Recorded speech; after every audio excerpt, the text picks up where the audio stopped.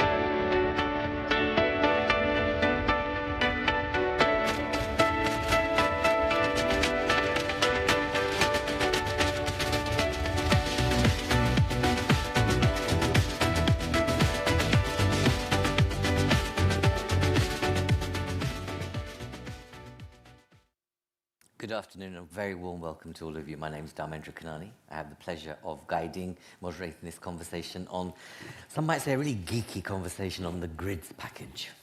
But it matters to every citizen, business, and lots of communities across Europe and beyond. As I said, by the way, I just want to check, how many of you are here for the first time at a Friends of Europe event? First time? Oh, that explains it then, because our jingle that was specially constructed and created by our staff, I was expecting someone to bob to it, but no one did, because you've never heard it before. But that was a specially constructed one, I can assure you. So once you come back again, you know, you'll recognize it.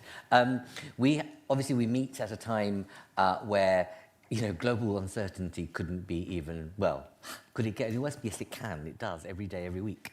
And the matter of electricity and electrification is absolutely central and core to both Europe's competitiveness, but also the stability it can provide to communities and ensure that we're able to have an industrial base that's fit for the future. And this conversation is about how do we make sure that we think it through effectively in terms of what does the package mean for consumers, businesses, all of you in this room. And we have a star lineup for you. We have our classic mix of parliamentarians, we have the International Energy Agency, we have the Commission, and then we also have a private sector. We have Google right in the middle there. You'll notice that this man doesn't look anything like Mechthild. He's replaced the Deputy Director General. Tom has, you know, valiantly stepped in. He's an advisor on green matters, etc., in the Commission. So thank you for stepping in. It's very good to have you here. So, if it's your first time, be warned that this is not about you being passengers and bystanders in the room. Make the most of the time you're here. You're not going to get that time back in your life. So this is not about you just sitting there in a classic conference with people sitting here and, you know, saying, okay, fill me with knowledge and wisdom. This is about a conversation, if we can have one. And so if not, I'll just come around and pick on you. I'll try not to embarrass you, but I warn you that even if I catch your eyes and you look away, that's not going to work. Okay, so just to warn you, this is meant to be a nice, good, cozy conversation. Isn't it interesting that today, on the 25th, it's the 25th of February, that the temperature is what it is? Just think for a minute. Whilst people are thinking, great, I can have a drink on the terrace, and people are really happy because the sun is shining, it's a further indication, much earlier in the year, of climate temperature extremities. We only heard last week that a lot of scientists spoke to the Commission and others that we are reaching the point of no return. And what we do know, and we know this for absolute sure, what we experienced last year, it's not going to be the same, it's going to be worse this year. So you'll have those huge, you know, droughts. We'll have extreme weather conditions where it'll go to 40 in some parts of Europe, and it'll then get very cold and potentially very wet. But there'll be time periods in between. Nature is suffering as a result, but the issue is, as a result of those changes and those extremities, electricity consumption is going through the roof. It's gone up by 25% last year, and it'll only grow, either for heating or cooling. One thing we do know is the majority of the population in Europe, and I mean by those who are below the average salary, or just at the average salary, live in the poorest housing conditions that are not fit for the climate that we're living through. And we need to be thinking about them, especially when, because this grids package, or the grids are the way they are, some communities in parts of Europe pay very little. Other communities pay a lot. But the common denominator is that poor people will always be suffering from that instability in price. And their disposable income will be less regardless. So there's that element that we need to be thinking about in this, which is not only about the fact that temperatures are going to go up, extremities will increase, and we know that our social housing and social fabric isn't really made for what we're about to receive this year. And politicians are, you know, across the pond, playing lousy and cutting out and, you know, saying the climate change, you know, climate isn't an issue really. And those of you who watched the State of the Union speech, oh my goodness. However, it's not about him, this is about us. Just a few facts to kind of punctuate this conversation. I was startled by some of this data, and I think we should all be startled. The fact is that for permitting or getting a new grid in place, let's say, infrastructure, it can take up to 10 to 12 years. Renewables 1 to 4 years. So you're creating an imbalance in capacity in various ways. One example of that, and I know one of the parliamentarians might be disagreeing with me, I found this shocking. Because you've got so much renewable energy being produced in a way that's never been produced before, but then you've got the grids in the... So 40% of our grids in Europe are 40 years old, not been upgraded. And it takes forever to get them built and moved and permitted. But last year, no, in 2024, 7.2 billion in renewable energy was wasted across just 7 countries. 7.2 billion of energy wasted. When you think about Ukraine and what's going on, when you think about energy poverty in Europe, that's shocking. It's a shocking fact. And it's only because the grid wasn't capable of utilizing that renewable energy. And so, you know, the story goes on. But permitting is obviously a very big issue, and you have NIMBYism rife all over Europe. I'm sorry, those of you who are not Brits will know not in my backyard is a philosophy that's been strong on both the grids and renewables, and it's not going away. And you have these dilemmas where you've got the centralisation and the wish to have a modernised integrated system at the EU level, but legislation, enforcement and permitting happens nationally. Financing happens nationally in the main. So you've got this kind of dilemma of who controls who pays and who actually gets the benefit of what's going on. Yet, if there was an interoperable system in place, we know there could be a better level playing field, because then that would mean the consumer and citizen would benefit the most. So those are some of the kind of points that we need to be working through in this conversation, which is an hour. I'm going to go over a bit because we started late. But I'm going to start with you, Tom. And, you know, what will this package deliver? And how can we make it more consistently applied across member states? Thanks a lot. Mic is necessary.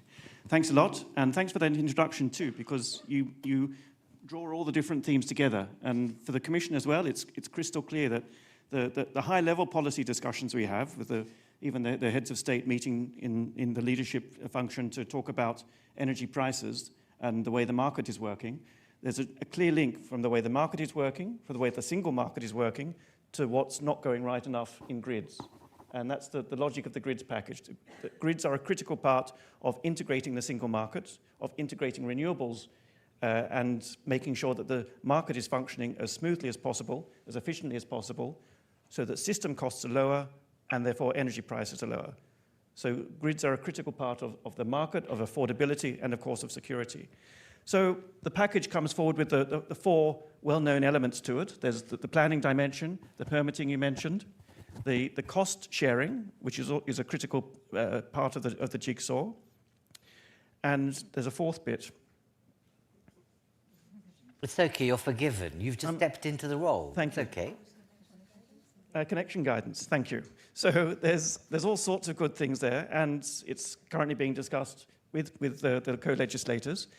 For us, it's very much a way of working with what's out there already, and we're working with all the stakeholders who are out there already. That's a critical thing that we need to keep repeating. We are working with the system operators and the member states and everyone else who's creating this grid. It's not the Commission taking a great centralizing role and imposing things on everybody else.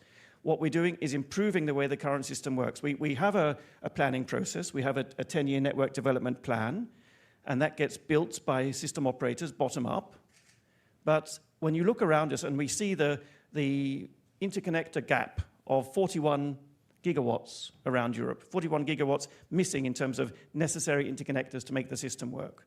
When you look at the connection queues for connecting renewables and for connecting new demand who want to electrify, there are ridiculously long queues, and there's a financing issue, of course, which makes addressing those queues difficult.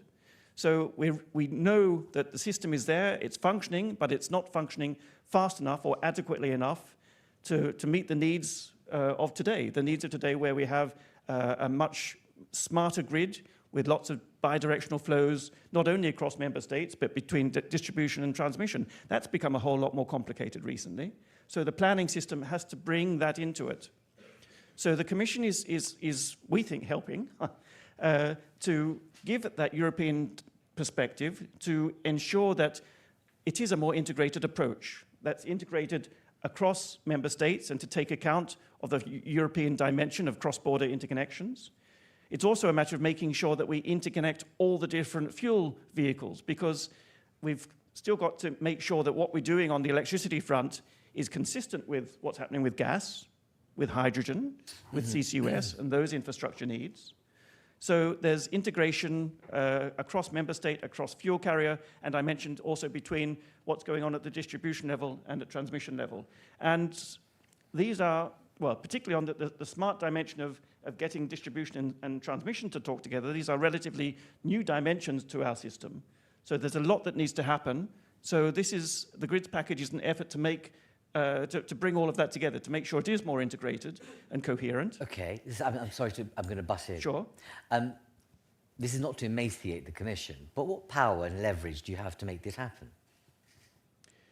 Well, we will have more authority once we adopt the grids package, so we look forward to rapid adoption. Yes. Will you? How? Explain to the audience. The EU has created ACER, and already we have the framework where with ACER, the national regulatory authorities, we work with we've created the ENSO-E and the other ENSOs.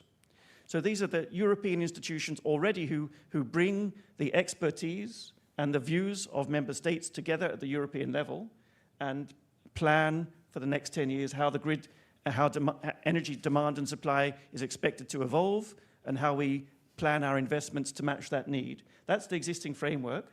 We think it's a good starting point, but as I said, not adequate for the changed and urgent needs of today. So the grids package will amend the 10E legislation. It will amend other permitting legislation as well. And we're looking at the financing angle. And with those different tools, with the authority granted by the grids package, we will be working closer with the member states, both through their national regulatory authorities, system operators, and so on. All the current stakeholders who currently create the framework will be around the table. This is a building up of the consensual approach. So is your political reading of the situation that there's more buy-in than there's ever been before by political leaders to do this harmonised, integrated approach? I think it's mixed, because on the one hand, at the very high level, we get everybody citing the Draghi report and saying the internal market is critical, and grids are a critical part of the energy internal market. But we're already finding in the discussion with the grids package that when you take it down to the national level, indeed, there are certain reservations. I didn't mention the congestion revenues, which is a touchy point. But again, for each of these elements, the congestion, the planning, it's not the Commission centralising, it's the Commission working with existing players to take congestion rents. We're going to be working with the member states and the system operators to say, okay, yes, spend all of that as you already are legally obliged to do on addressing your congestion and interconnectors. When there is a remaining amount, when there's a residual, let's not just disperse it. Let's make sure that's also focused on reducing congestion. So we're sort of a watchful eye to basically improve the existing system. That's more or less how I see it. Okay. All right. Okay, I'm going to move on, but what still occurs to me is that why would, the cats herd differently when they haven't herded before? Because what's in it for them as a result? What's in it for a member state to say, I'm going to reduce the permitting, I'm going to do this, I'm going to play ball in a way that I haven't been able to play ball in the past 10 years? The bottom line is lower costs, which is at everybody's top political agenda. If we are making the system work better, whether through the financing, the planning regime, the permitting regime, speeding things up, that's all making the system work better, which is lowering system costs, which feeds through to lower prices. Okay, Tom, thank you very much. Thank you. Laura, International Energy Agency has been clamouring from the kind of foothills at the top of the mountains about electrification for many, many, many years. It's been that's the thing. And not the panacea, but the driver and a pathway for carbon reduction in one respect. We live in a highly geopolitical world right now, and tensions are rife. We've seen, let's say, covert operations from Russia on, grids, even airports, etc. Everything in between. I'd like you to address two issues: the implications for grids in this context, the vulnerability, the necessity to secure them, but then secondly, what do you see as the opportunity, but also potential scale electrification in Europe that the argument's being missed at the moment? So thank you, Dharmendra. Maybe, first of all, I would like to say to Tom and the Commission that what they have done was sorely needed and great. I think that everyone that is, maybe we are 80, 100 people here, maybe all geeks, energy geeks, that we understand how badly grids were needed and how much the package was needed. But I think that is our role, all of our role here, to make everyone understand, not only the heads of states, but also the citizens, how this is important. And maybe, so this shouldn't be a 100 people conversation. So the geeks know that for some years we have invested hugely in capacity and renewables, and the system around it hasn't followed. It's very simple. So why do we care? So if you look at what happened in 2025, Europe added a record number of renewables, around 80 gigawatts.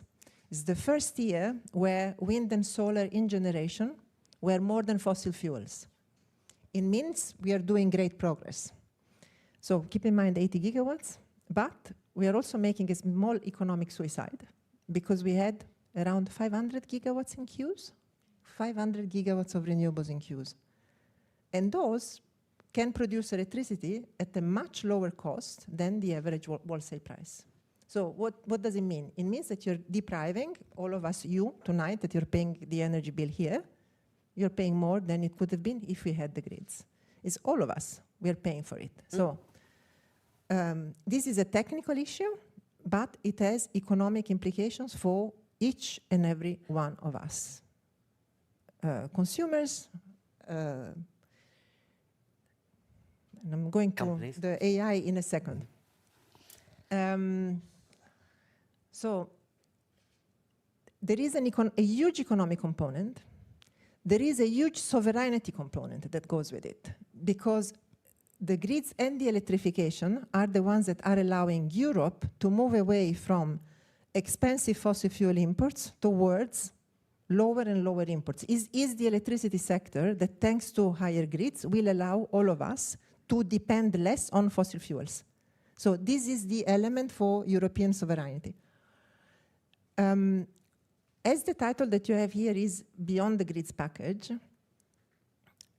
who is suffering from lack of grids is all of us, because we have less renewables, less cheap energy.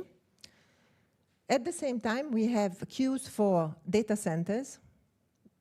TSOs are not able to manage it. There are lots of requests for data centers, and the queue is so long.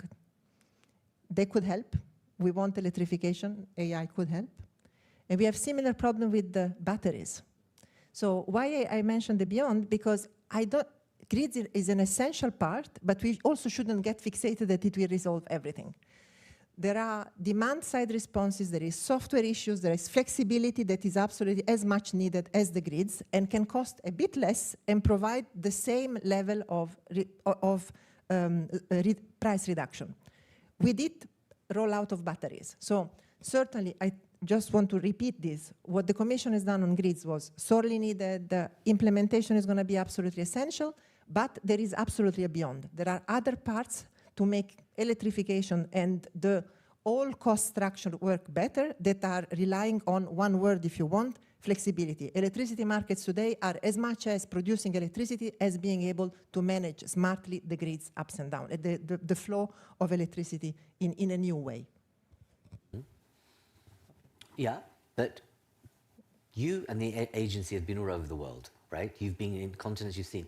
What do you think is a message that Europe needs to receive to up its game and be fast? So first of all, we are very good at beating up Europe all the time, and I don't agree. So, All right. I really would like to say the following. Okay. The European grid, there is nothing like the European grid in the world. So if you Yes, want to go the out most with the stable. message out of here tonight, please remember that the European grid is probably the most complex human engineering design out there in the world, better than anywhere else.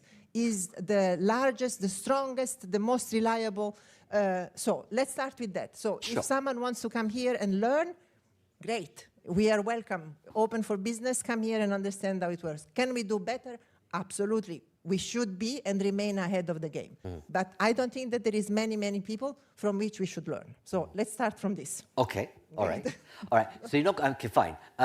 I won't press you, but the reality is the 7.2 billion wastage of renewable energy is not going away. It's going to continue, right? And we know the queue that you're talking about is not going to go away either. But actually, both of those together could create competitiveness, cheaper supply, make all our lives better.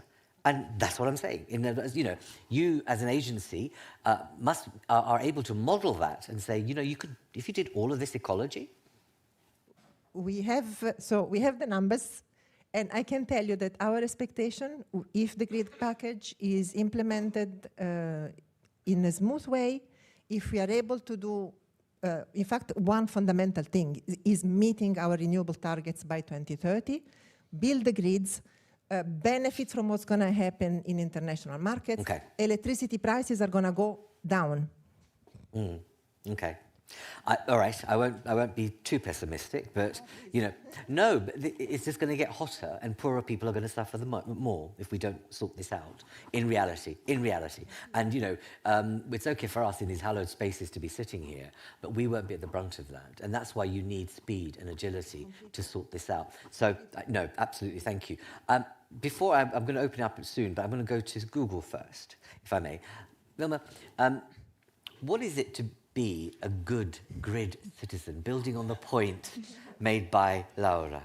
I know you like this term, and I I really like do. it too, so happy to expand. Thank you so much, Dharmendra. I think, yes, it's really important to stress that as we're looking to invest in digital infrastructure in Europe, and as an energy user and consumer ourselves, we are committed to being a good grid citizen and really bring value to the grid where we're operating. What does that mean? I think it starts first by being energy efficient, like really being relentless with making the most of the electrons that we're using. At Google, we are proud to have some of the most energy efficient data centers in the world. This is because we're looking at energy efficiency at the model level, the chips that we design, the data centers. And just to give you a figure, in 2024, a Google data center was producing 6 times more compute with the same amount of energy that it was using 5 years before that. And even at the model level, a Gemini prompt today is using 30 times less energy than a year before that. So really investing on energy efficiency is key. Another angle of being a good grid citizen is really bringing value to the grid in terms of supporting Europe's clean energy transition. So we have an objective to operate our data centers on 24/7 carbon-free energy by 2030. What that means is to in locally where our data centers are located every hour of the day to operate on clean energy. And this goal and as our efforts to achieve that really contribute to Europe's energy resilience and decarbonization objectives, and also bringing new clean energy into the grid. Just in Europe alone, we've brought 4.5 gigawatts of renewable energy. We're also investing in other clean technologies like long-duration energy storage. But maybe just to turn to the grid for a second, I think if we are to meet Europe's, and as Laura was saying, Europe's digitalization objectives, competitiveness, electrification, the grid resilience and grid modernization is really key. And I also want to support what Laura said and commend the Commission, because the grid package was really important in terms of bringing many different reforms that are needed to support that goal. What I want to maybe talk about is what role we as the demand side can play in bringing that agenda. So I think there are 3 main areas where we can contribute. The first one has to do with supporting with more proactive future-proof planning of the electricity grid. the Commission is already doing great work and proposals in terms of EU-wide coordination. On the demand side, what we can do better, and we are willing to do more, is to provide more visibility about our future demand to help meet and plan the electricity needs of the future. So what we would like to see, for example, is a more systematic EU-wide methodology or approach where we could aggregate forward-looking demand forecasts of future needs to plan the necessary anticipatory investments and grid enhancements. So that's the first one. Mm-hmm. The second area is around building a smarter grid.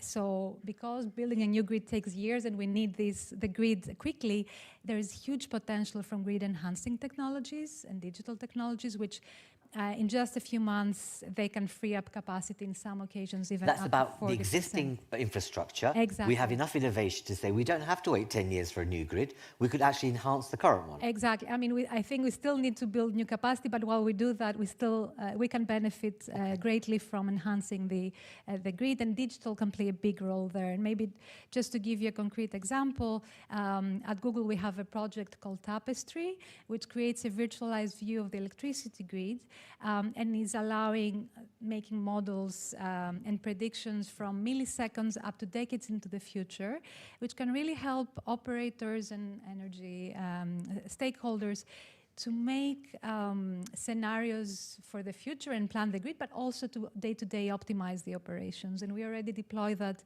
across the world in the largest TSO in system operator in the US, and we would be keen to bring that also to Europe. Mm-hmm.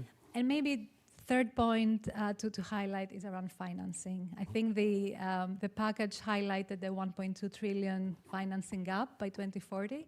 So here it feels like an all hands on deck moment where we as energy users are prepared to also pay our share. Of course, I think we need new models to allow more private investment to the electricity grid.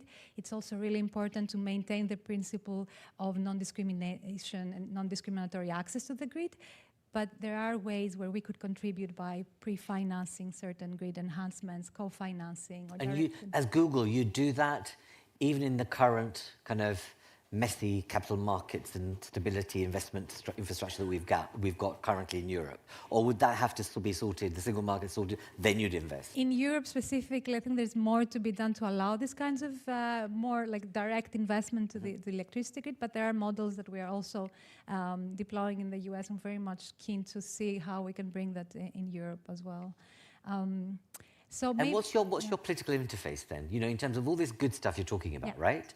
And Google is, you know, household, you have reach, and you have innovation capacity. You know, your profits can really be put to good use, not just for profit, but for public benefit, if you like.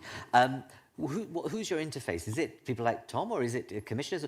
How are you making sure that your message is being heard? And you've got two politicians beside you as well. So I think it's everyone is our stakeholder. So no, I think in terms of interface, because you need those changes like on the grids package. Ahead of that, we had lots of engagements with the Commission to make sure like lots of these ideas come on board, and we were glad to see a lot of it was covered. I won't claim like that was all just Google, but so that's important. What we're also in daily conversations with the system operators, because a lot of that, the regulatory authorities, member state governments, all of these have to play together to make this change happen. Great, thank you. Thank you very much. Before I move on, I just want to check the temperature, ironically, in the room in terms of anyone dying to come in and ask a question. Actually, no, that's a terrible thing to say. Who is interested in saying something in response to what's been said? Lovely. Can I have a mic here, please? Anyone else? Don't hesitate. Wonderful. Yeah, I'm going to ask about the... Please introduce yourself. Okay, sorry. My name is Gullen Carina Christiansen, representing the 4 northernmost regions of Sweden, like the north, the cold. Mm-hmm. Yeah, so just a question about the congestion fees. So if you just want to invest them in where there are collected from ordinary people, so why would they go over Brussels? We can do that ourselves. What would you like to see happen? I don't dare to say. Please, why because not? No, but quite honestly, we work for the politicians, and March 11, I know exactly what they think, because then they hopefully approved our position paper. But I know there is critique against the 25%. I know that it's a big critique from Sweden, and I know many other countries as well. So that's and it's a topic that is also easy to talk about politically. So it's easy understandable. So. Yeah. But you're not going to make a judgment on whether you agree with that or not. Sorry? But you're not going to make a judgment on whether you agree with that position or not. We will probably not agree with that suggestion, no. We probably will think that Sweden can do that itself. Okay. Yeah. Good to know. We will probably think so. Thank you. Lady here, please. And we have a third person. Excellent. Hi, hello everyone. I'm Olympia from Enel, responsible for European Association. I have a comment and a question for Tom and Vilma and Laura as well, as you mentioned the data center. If we have a look to the grid package, a lot of emphasis given to the TSO. And as we said, a lot has been engaged to streamline permitting, but then when it comes to the relation to TSO and DSOs, as you were emphasizing also with the creation of the entity and so on, I think something missing in the text is that there's a third stakeholder that is data center, that is linking directly to TSO for the use of energy. So I'm wondering why an order of priority has not been assigned to who should use the energy first, and especially if we look to the example of the Iberian Peninsula and what happened in case of shortages in the system. One of the main struggle for DSOs is that if the energy that they get was not included in the TYNDP, then they cannot get it more. But then you have a data center directly signing contract with TSO, and they get it actually. That's going back to Vilma's point. There should be a fair, level playing ground rather than a privileged one. Okay, great. And you work for an energy company? Yeah, I do. And so your view of the package, can you say? No, I mean, we acclaim the package. I totally agree with the statement of Laura Cozzi saying that it was something needed and vital applause, but maybe an emphasis given also to the role of data center and DSOs should be included. It's a good point, though, especially because you are a large energy company, so it's a good perspective to be sharing in this room. Thank you very much. And there's a lady right at the back. Glasses, there you go. Thank you. Introduce yourself again, please. This is Andrea Maria Duda from One World Citizens. In Netherlands, a long time ago, we have a situation with Nepal. There were, after the earthquake, the resources were very reduced, and we could find some solution together with Philips Museum in Netherlands. They offered us the facility to create biogas energy sources, and it's implemented by now, and it's also working. I'm not sure if it fits because it's not electricity, but there are alternative way. And I'm also doing my PhD in Santé Publique, and I'm very enthusiastic about the idea to have our pee and poo recycled, not. And excuse me for. Don't excuse yourself. It's great. It's great. It's a Wednesday night, pee and poo recycling. Well, you'll go away thinking about that. You'll remember that one more than anything else as you leave this room. I can just tell. Thank you for being bold and brave. But your point is about alternatives to electricity, which are also carbon reducing, but also carbon neutral. Good point. Gentleman here, you'll be the last one. Just here. Gentleman here with the grey jacket, white shirt.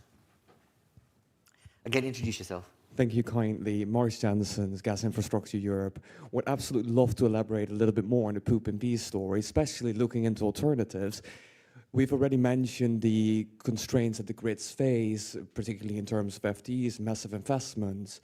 And I hear a lot of compliments about TSOs, but I feel a rather myopic or one-sided vision, rather the gas TSOs.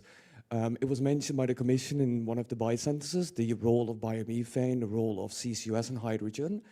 I think the role that, for instance, biomethane can play within Europe, and really curious to see how the panelists can expand on this, the role that you see also considering that many of the materials that are needed for the transport and use of biomethane are domestically produced.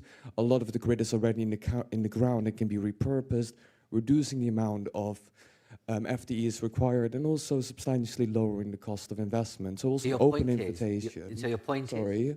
Your point is? Looking into alternatives, looking into molecules as opposed to a strong reliance on electrons as well. Yeah. Thank you. No, thank you very much. It's a good point. I didn't imagine the alternatives argument would come up with something. I'm really pleased. Can you address the 25% point, please? Yes. Well, the first thing to note, it's the residual. It's 25% of the residual. So for those TSOs, such as those in the north of Sweden, who have a very clear idea of how to use their congestion revenues, and it's mapped out, and it's being used actively to reduce the congestion, then that doesn't enter into the equation. We're talking about the stories when, I think at the beginning of 24, there was 9 billion in congestion revenues that was not allocated to reducing congestion anywhere. And that shouldn't be the case. Ideally, it's being spent to reduce congestion because it's people suffering from the congestion who are paying that rent. So rather than be absorbed into government revenues or spent generally, or even reductions in tariffs, we think it's actually better spent to relieve the congestion. So I think in the Swedish case, it may not apply at all if it's a residual. And then when it comes to actually using it, again, the Commission isn't taking this. This is money that stays under the control of member states and of the system operators. But in a sense, the Commission is there to help give focus and urgency to the spending of it in accordance with the existing laws on how to use congestion revenues and to make sure it does actually get spent. Okay. The point from Enel, the point about equality of, the equal playing field. Why hasn't that been addressed in some of the package discussion, or will that come out in the wash? We think it's being addressed. The first thing to point out is a distinction between what's happening between the system operators and consumers. Even if they're very big, helpful consumers like data centers, they are on the consumer side of the equation, and they're queuing patiently, or rather probably impatiently, to get a connection.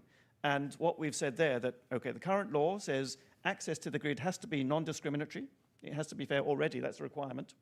And it has to be done according to objective criteria.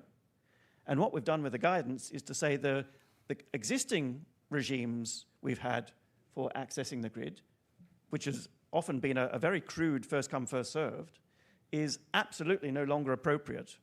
And if regulators and member states have not already done so, we need to be reforming those regimes and making sure we get rid of ghost projects, we get those who are either up and running and ready to use the connection, connect them first, or look at those projects who want connection, who are most able to bring flexibility and help manage the grid.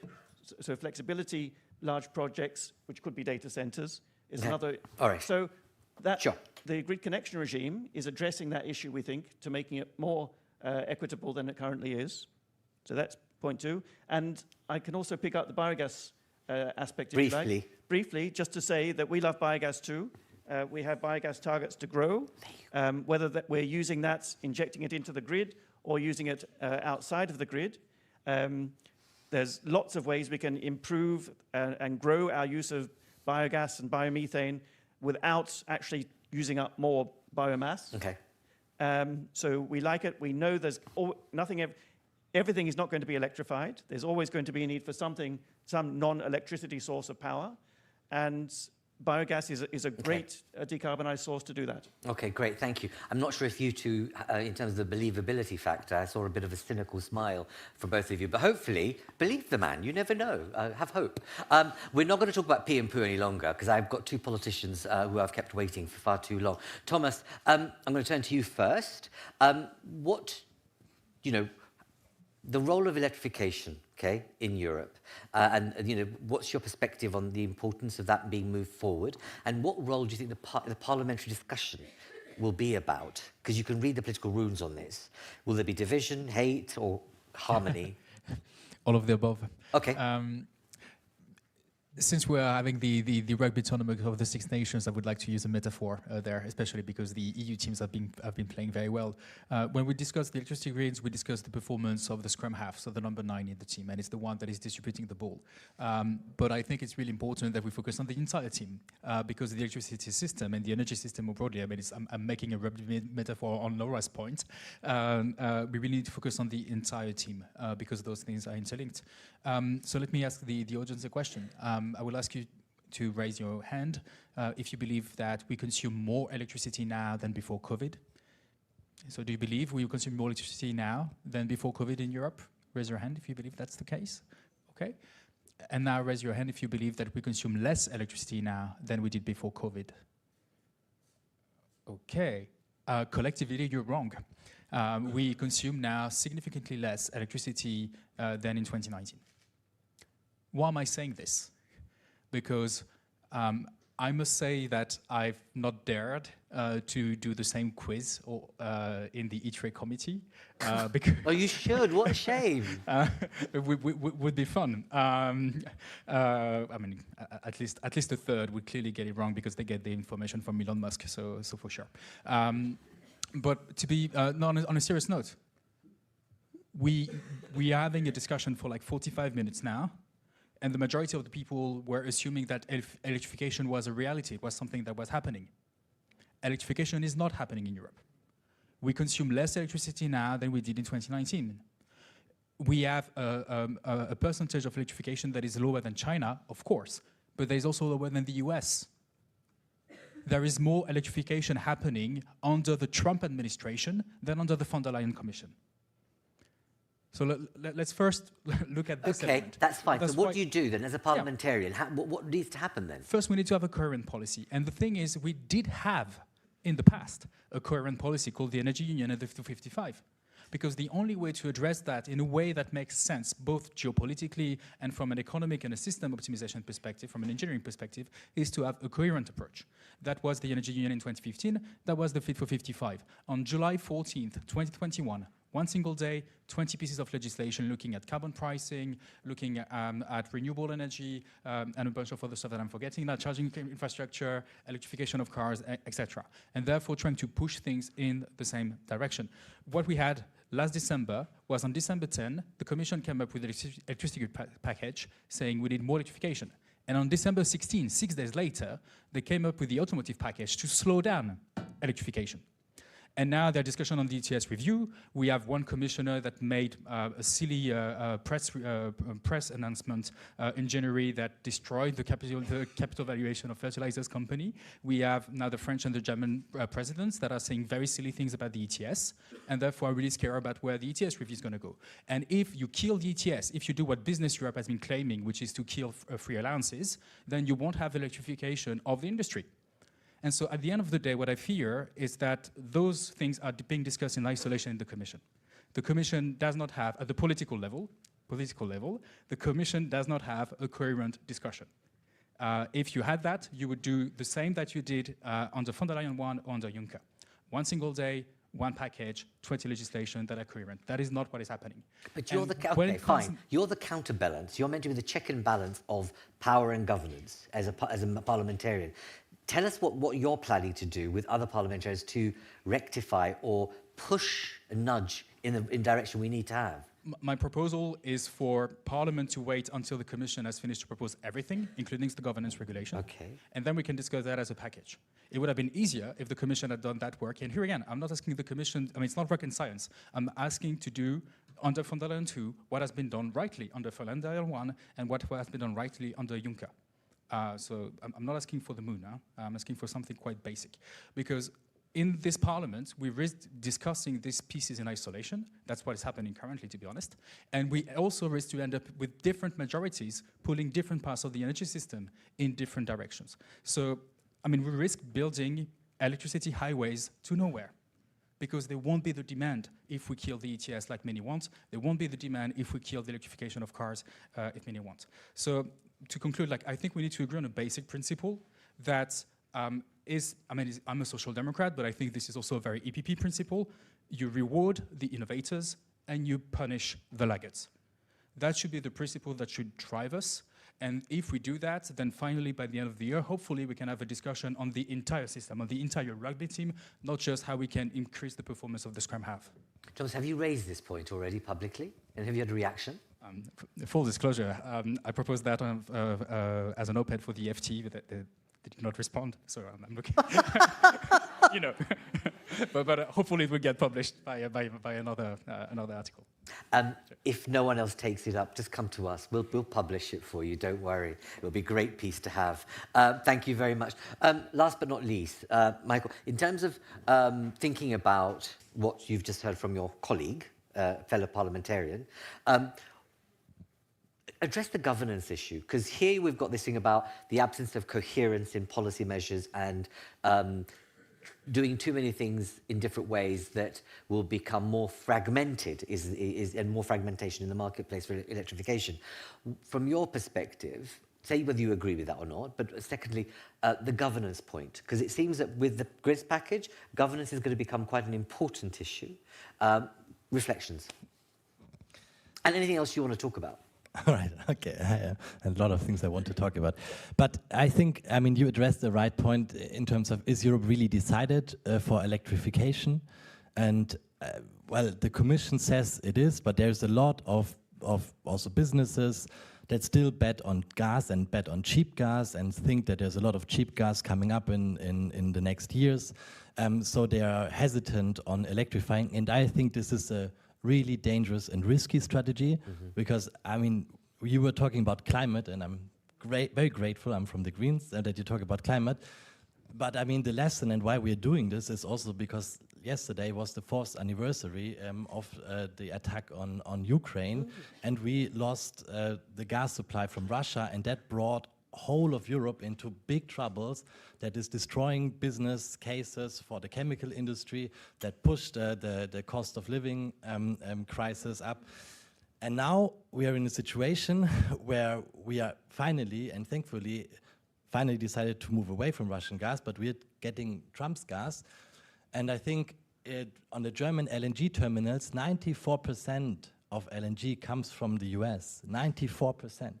So at this moment, at this moment, if you look at the whole of the EA, 60% of gas imports come from the US. Whole of EA, not like taking Norway inside.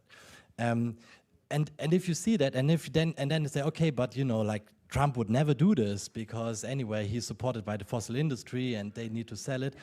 But come on, when there was the crisis on Greenland, he would everyone knew that anything can happen, and if he uses this gas supply to blackmail Europe, we are in big danger, and that's the reason why China is going for electrification. Also, I mean, not so much because of climate, but because they want to move away, because US is controlling the global fossil supply chain, and they're controlling now Venezuela. And they're going for Iran, so they have China in the sandwich. So that's why they try to move away from it fast. And we should do so too.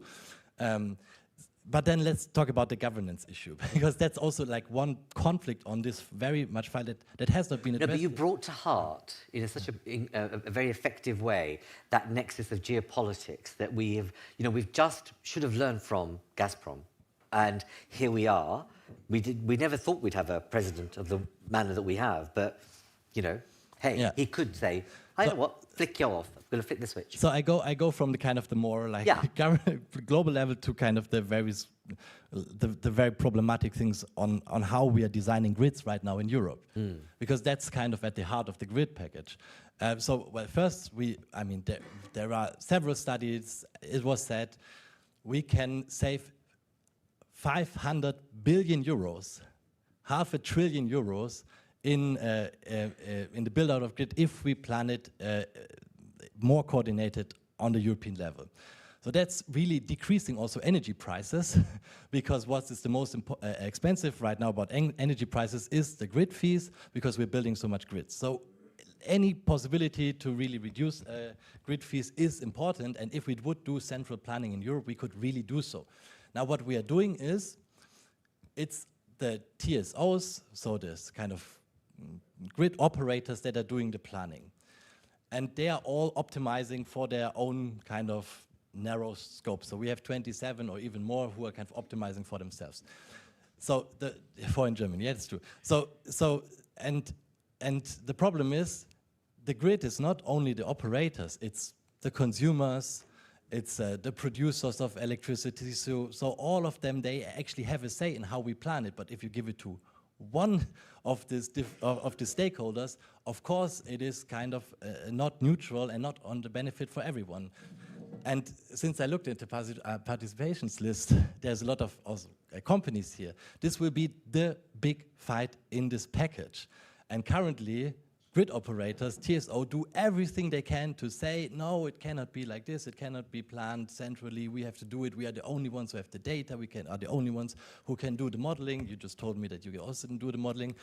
And I mean, I was, last week I was with some research institutions, and I mean, actually no one has correct data. They told me they had two student scientists sitting down for 1.5 years to check on OpenStreetMaps where the grids are, because actually ENTSO-E doesn't know.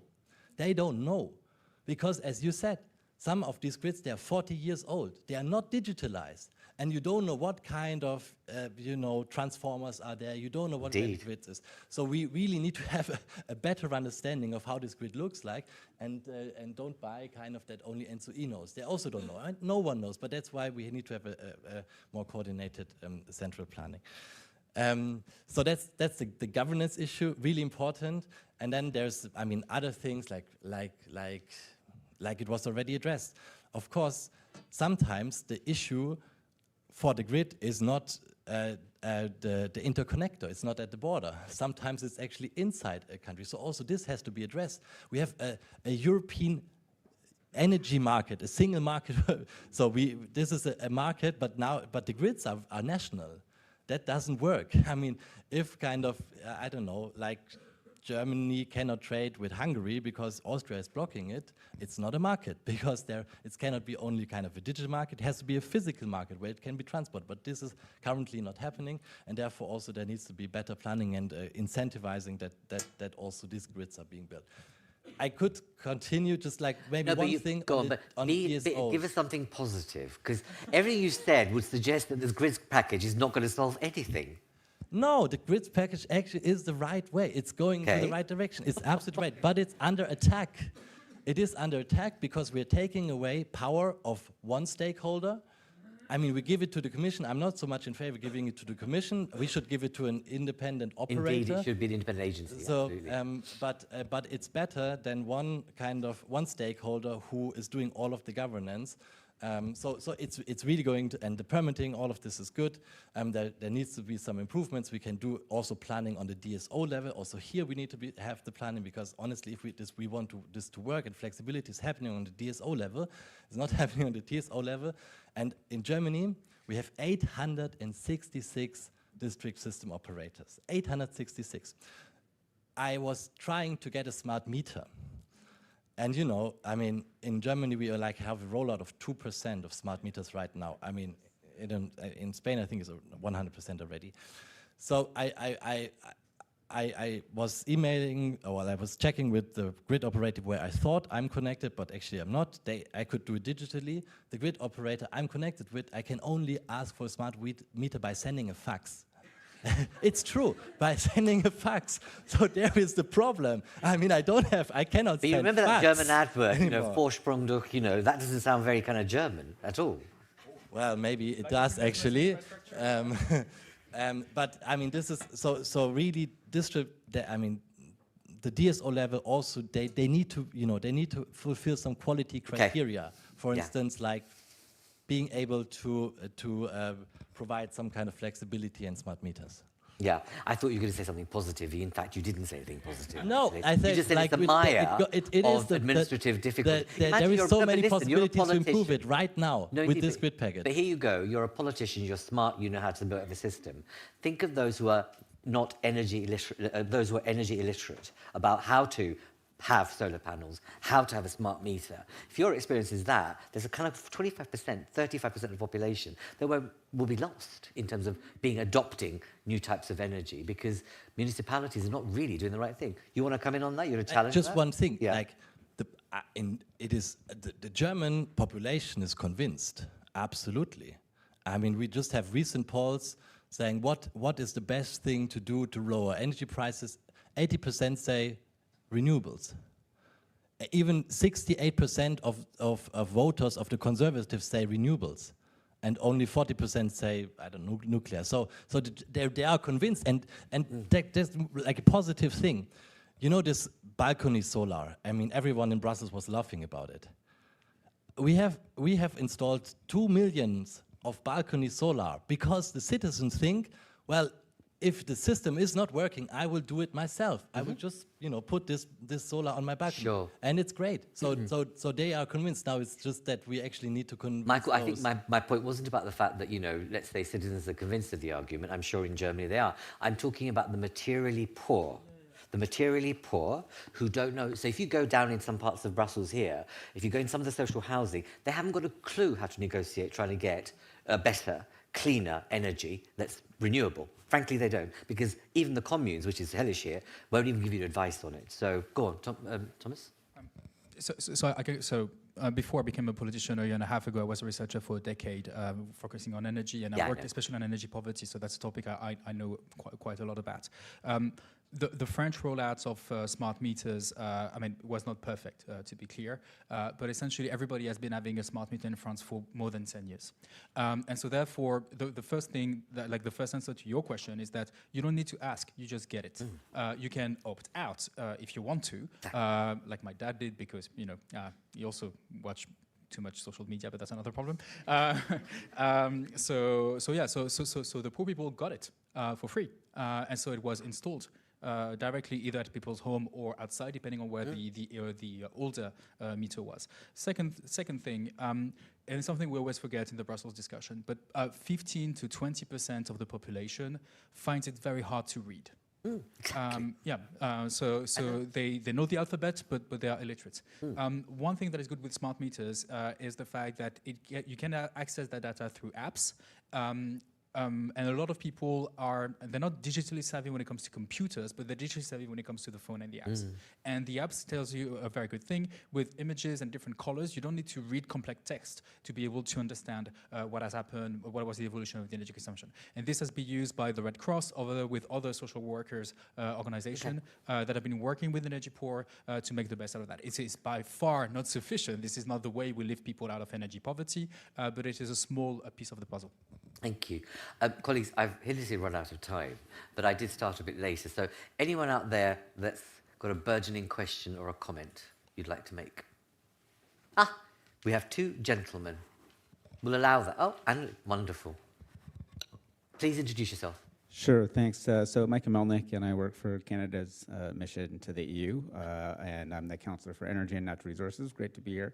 I actually have one comment and one question. The first, Michael, if you're concerned about your supply of natural gas from the US, Canada has some natural gas that we would love to engage with you on.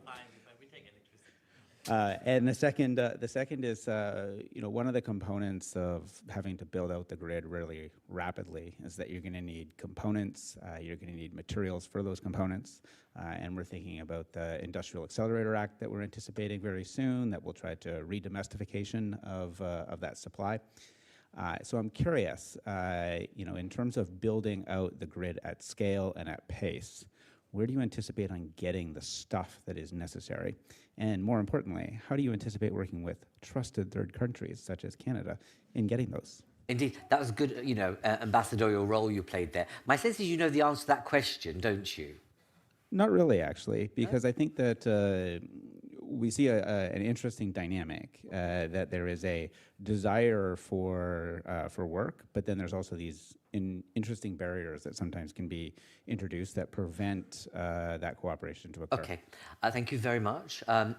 Gentleman here, and then yourself for the last. Thank you. Introduce yourself, please. Yeah, hi, I'm Sanjeev, but I'm not going to tell you where I'm from because I want to maybe be honest in the question. So I totally agree. We've got a governance problem, but it's not the governance regulation that's the problem.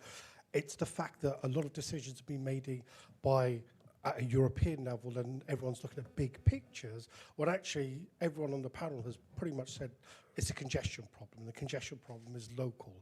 And maybe what we need to do is to liberate ourselves from European entities and institutions. The assumption that the TYDP is a technocratically accurate policy-making tool is absolute nonsense. Everybody in this room who's ever looked at it would say it's a political compromise between those who look at molecules and those who look at electrons. There's no science in this one at all, and it's leading us into redundant decisions. But the people who really count are local governments, because a lot of our electricity distribution system and our fossil-based heating and cooling system are locally operated. The local governments set the agendas for the distribution system operators. So when it comes to shooting from the hip, and when it comes to actually doing something that could radically change the issue, this is kind of where we would be looking at the European Parliament to actually bring back a bit of that democratic decision-making to the local authorities. And that means that there needs to be direct funding tools to allow them to make the investments locally with... But are you advocating bypassing the national governments? Yeah. Okay, Go that's for it. fine. Go Say for it. Yeah, That's not a problem. I was trying to be polite because I don't want to annoy anybody. It's okay. But then what that means is that it's not the governance regulation, it's not the renewable energy targets or energy efficiency, it's the MFF that counts. Because if you can go back to the pre-1990s world, when you had the Committee of Regions and the EU-funded regions, we had less Euroscepticism, we actually got the infrastructure built, and we've been sweating that political, those assets for a long, long time. So maybe we need to go back to the past on how we used to run Europe in order to fix it. Okay, all right, that's an interesting point of view. Lady here. Just on your point about Euroscepticism, you know, we're the only think tank with a citizen engagement unit, and year after year, when we are canvassing the views of citizens, right, one thing that's really surprising that comes through every time, citizens actually have greater trust in the EU than they do national governments. So go figure, you know, so please. Thank you very much. So my name is Pia-Lena Lange. I work for Trina Solar. We are a manufacturer of solar modules, but also energy storage, battery energy storage systems. And we spoke a lot about, you know, which stakeholder should actually be designing the grids of the future. But I think we also have to ask if those stakeholders have arrived in today's century. And I'm saying that because looking at TSOs and the alternatives they have in order to manage the grid, they are not always looking at the most effective ways. Energy storage, for example, right, with batteries, is one of the most effective ways of doing the trick, but they are not remunerated by adding energy storage capacity. They are remunerated by other means because they are still thinking within an old system. Yeah. And that thinking really needs to change as well. So beyond the grids package, it's not just about governance and actually putting money into, you know, expanding the grid. It's really also about a cultural shift, if you want, in terms of, you know, how we think the grid. So Thank no you. question, it's a comment. No, but very good point to be made. I'm going to give all of you like 120 second, you know, 120 second comment opportunity to kind of conclude this discussion because I'm already well over time. Tom, I'm sorry, yes, Tom, first to you. You can call me Mathieu Devoe. No, I won't do that. No. So I've got 60 seconds. Well, no, I hate that kind of. I'm not like that. Have a session. Say what you need to say, but don't make it into a long speech. That's all. Fine. Very briefly, I think we are coherent. I mean, perhaps you'd expect me to say that, but I think everything is in the frame of the Clean Industrial Deal, where we made the pivot to address the sudden shock of unacceptably high energy prices and unacceptably insecure fossil fuels. And we pivoted and said, we need to repower the EU which means more renewables, more efficiency, and better grid. And we want to reorientate our policies, our market functioning, and our grids and our financing towards that. And that's what we've been doing. So that's our version of a coherent policy, which is currently with the grids package. I also take the opportunity to flag up that we'll be bringing all of these different strands together when we publish our electrification action plan in a couple of months, because there's all sorts of things already happening, whether it's under the Affordable Energy Action Plan, the grids, or whatever it might be. There's lots of things happening. The electrification action plan will be where we show how all of this is coherent and making the system work to drive forward electrification. So in effect, you are responding positively to what Thomas is saying. You will do that. That's on the agenda already. Yes, indeed. Okay. I like what was said about the governance, because we think that the grids package is picking up the governance issues, and I also think it's picking up, in particular, you call it the local dimension, but I flagged up the importance of making sure that the distribution system is part of that narrative, because it's grown in importance over the last decade. Which brings me to the 21st century and the importance of changing the culture. I couldn't agree more. I find the energy sector is a relatively conservative sector, partly because it's in our DNA to keep the lights on. So there's a conservatism there for security supply reasons. But whether it's through the smart metering, the digitalization, or the changing attitudes to innovation and bringing in demand response and the local dimension, these are things which are not clear enough in the current regime. And I think the grids package will be another opportunity to bring those in. For instance, in the revision of the 10E network, we are going to include for the first time existing projects which want to digitalize and introduce what are we calling it? Non-wire alternatives. So dynamic line rating, grid enhancing technologies of existing infrastructure will for the first time become eligible to be PCI projects and get funding for it. So that's one way we are trying to encourage this culture, incentivize technologies which must be a part of 21st century grids. Okay. I mean, given your accent, you're British, you know, from the kind of institutional framework in the UK, which doesn't often happen here, is that on the governance point, it would be far better to create a non-departmental public body that's independent, that reports into Parliament for the governance. But I leave that thought with you. I know it's not usually... You can trust the Commission. Yeah, that's the issue. That's the issue. Laura. Maybe concluding three different points. The first, I want to rebound on something very important that Thomas said.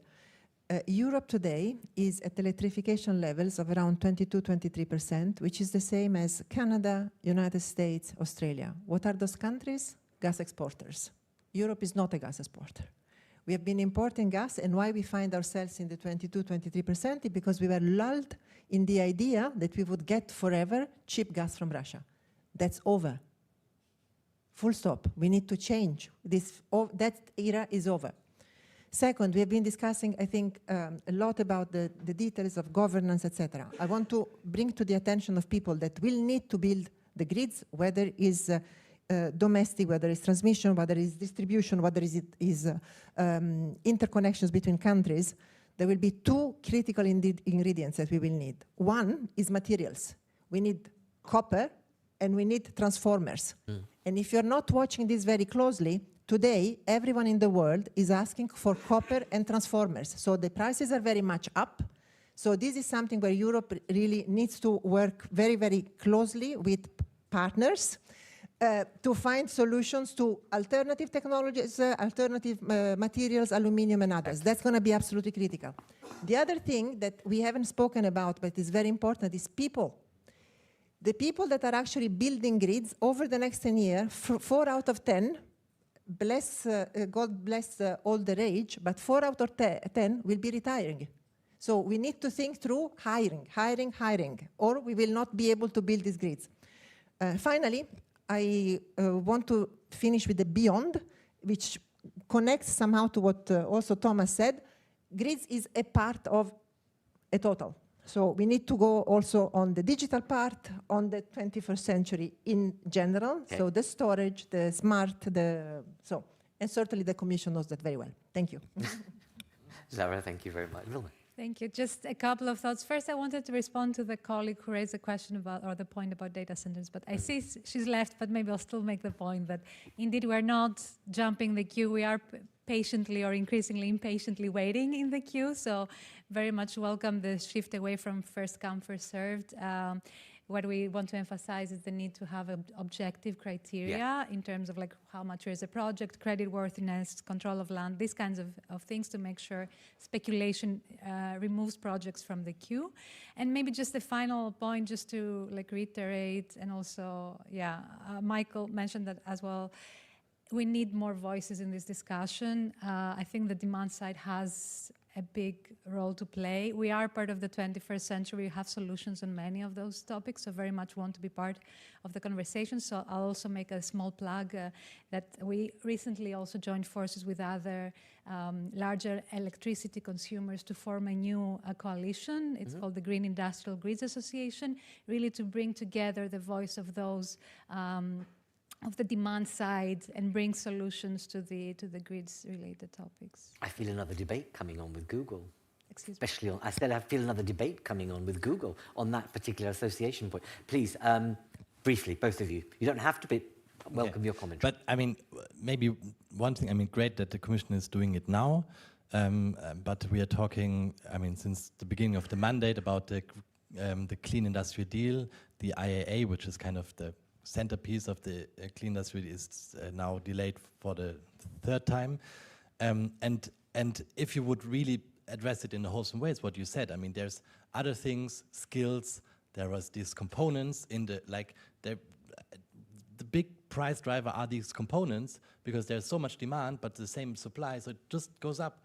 And there's no industrial strategy to actually, you know, increase the components production, because that would actually drive prices down. So it's still a little bit kind of only pieces, but not a wholesome approach to it. So that's maybe something that that needs to improve. But here maybe Canada can help. Certainly not with gas, but maybe with components. And lastly, I absolutely agree. Grids are very political. I mean, the way you build it, it is not a technical thing. It's really political, and that's why also I think this grid connection queues, we really have to think about it, how to do this in the best way.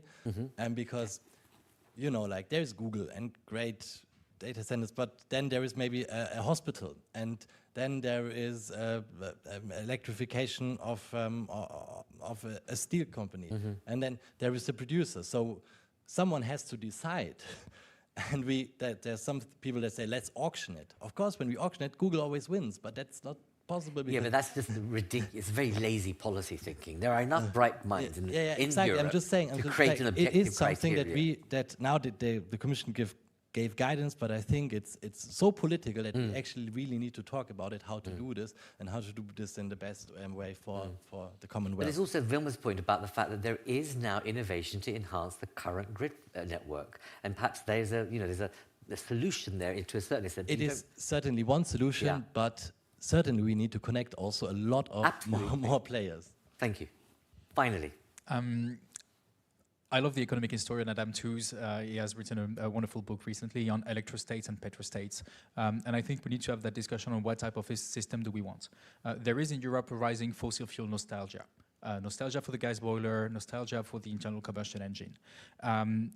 If we choose that model, we choose servitude vis-a-vis Russia and or the US. And at least Trump has a rational policy when it comes to that. No, really. No, I know what you mean. Like the US is a net exporter of oil and gas, and their plan is energy dominance. And who do they want to dominate? Us. Clearly. So at least they're rational. Then if we agree that we don't want to be the slaves of Donald Trump or Putin, then we need to become an electrostate. There is another electrostate in the world, that is China. That has obviously a very different political system than ours. And so what I think is that we need to become an electro-democracy. We need to be the first electro-democracy in human history, and through that, us Europeans be the leader of the free world. And how we do that, not alone. We do that with our partners, with the middle powers. We do that with other countries that also need to become electro-democracies if they want to survive the 21st century.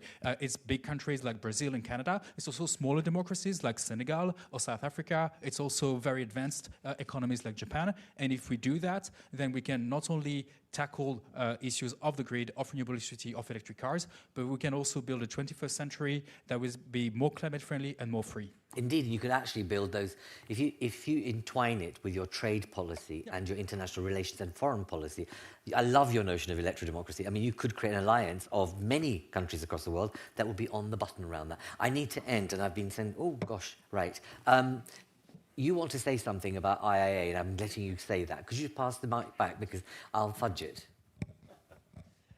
All I wanted to say that it is coming, and it's going to strike... Say what the acronym means for the people It here. means the Industrial Accelerator Act, where we are going to get the right balance between onshoring some of the manufacturing capacity we need to drive forward the ongoing clean tech revolution, and whether it's building our own grids or building our own tech. But that's a balance that we strike in a context of international trade, and that's what we're finally tuning. We love trusted third countries, so glad that Canada is in the room, because it's the Accelerator Act will be looking at the global picture, not just the European picture. Indeed. And when's it likely to come out? Next week. Great. Great. I can see that you are, you're full of joy, optimism, and hope on the IAA. Colleagues, I'm sorry that I've run over so much time, but I hope you agree. Well, let me know. I hope you found it provocative, thoughtful. I've got lots of nodding heads. Thank you. Thank you that you enjoy. Thank you. Thank you. But, these phrases of electro-democracies, a good grid citizen, and pee and poo recycling. Just remember that nexus as you leave. Thank you very much for being with us. Thank you, our speakers. There are drinks outside as well. So if you need to just nourish yourself, please feel free to do so. Thank you very much.